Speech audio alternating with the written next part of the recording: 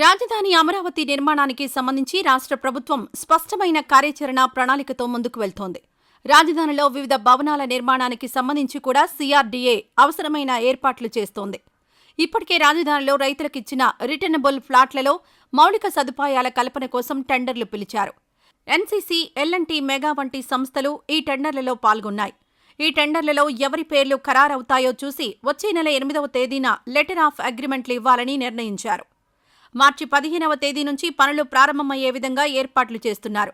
రాజధానిలో అత్యంత ప్రతిష్టాత్మకంగా భావిస్తున్న 5 సచివాలయ టవర్లను డయాగ్రిడ్ టెక్నాలజీతో పూర్తి చేయాలని CRDA నిర్ణయించింది.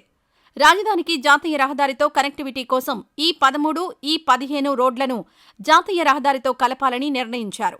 ఇందుకోసం 750 ఎకరాల భూసేకరణ జరిపితే సరిపోతుంది అని కూడా CRDA నిర్ణయానికొచ్చింది. రాజధాని ఔటర్ రింగ్ రోడ్డుకు సీఎం కొన్ని సవరణలు సూచించడంతో కన్సల్టెంట్లు ప్రస్తుతం ఈ పనులు పూర్తి చేస్తున్నారు. 3 సంవత్సరాల్లో 100% పనులు పూర్తి చేసే విధంగా కార్యాచరణ ప్రణాళికను రూపొందించారు. రాజధానిలో ఇప్పటికే 70 నుంచి 90% నిర్మాణం పూర్తి చేసుకున్న అఖిల భారత సర్వీస్ అధికారులు, NGO, గిల్టెడ్ అధికారులు, ప్రజాప్రతినిధుల భవనాలను 9 నుంచి 12 నెలల్లో పూర్తి చేయాలని నిర్ణయించారు. CRDA కార్యాలయాన్ని ఈ ఉగాదికి పూర్తి చేయనున్నారు.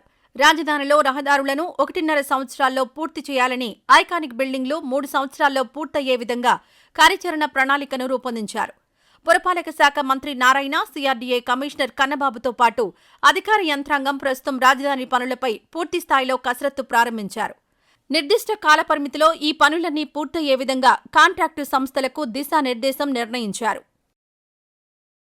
ఈ వీడియో నచ్చితే లైక్ చేయండి. అలాగే మా ఛానల్ ని ఫస్ట్ టైం కనుక చూస్తున్నట్టయితే ఇప్పుడే సబ్స్క్రైబ్ చేసుకుని పక్కనే ఉన్న గంట సింబల్ ని యాక్టివేట్ చేసుకోండి. అప్పుడే మేము పెట్టే ప్రతి వీడియో మీకు నోటిఫికేషన్ గా వస్తుంది. అలాగే ఈ వీడియో పూర్తిగా చూసినందుకు ధన్యవాదాలు.